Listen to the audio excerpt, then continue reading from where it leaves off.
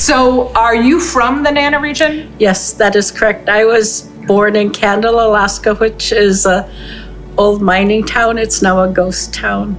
So it was booming then when my dad was the general manager for the company store. My family's, their origin is originally from Deering. And so my parents just moved back to Deering. And I was raised in Deering, Alaska. Living in Deering, we grew up living a mainly subsistence lifestyle, living off the land, hunting, fishing, picking berries, picking greens. Wow. So a lot different than the way we live in the lower 48. Yes, that is correct. Living in Deering, there's the only way you could get in and out during the summer is either by plane or boat, and during the winter either by plane, snow machine. Before it used to be dog sled. My dad owned dogs, so that was before we got a snow machine. So that is a lot of work. I was adopted by my grandparents, so my biological parents had 10 children together. My family and my siblings, we moved away because of the lack of jobs. The wind and the cold. Sometimes it would get like minus 45 wind chill to minus 50 or 60 wind chill factor.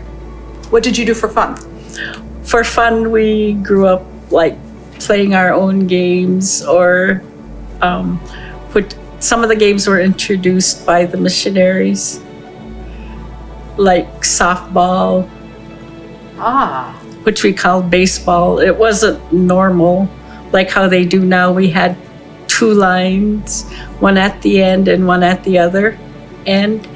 And so we had a pitcher and somebody up to bat, then we would try to get the ball as far away as we can. And then we'd all have to run, and then whoever was on the other end, like if there was several, they had to run back to get to base. What about school? When I went to school, it was up to the 8th grade, so I had to leave the village at 14 to go to boarding school for high school. Where was that? I went to Nome. So how often did you get to come home and see your parents? It depends about during the Christmas holiday. That's not very much for a 9th grader. No. What are the biggest differences or things that are the same that you wouldn't think are the same? I think the big difference is we're not on the road system. And here, everybody's on the road system. You can drive anywhere you want. And Deering, we don't have that much land to drive or roads to drive. The food is different, so that's what I miss the most, is the Iñupiat food I grew up eating, such as seal oil, which is rendered bearded seal blubber, and we would dry the meat of the bearded seal. How did you get the bearded seals? We had the men would go out hunting, and the ladies would preserve the seal.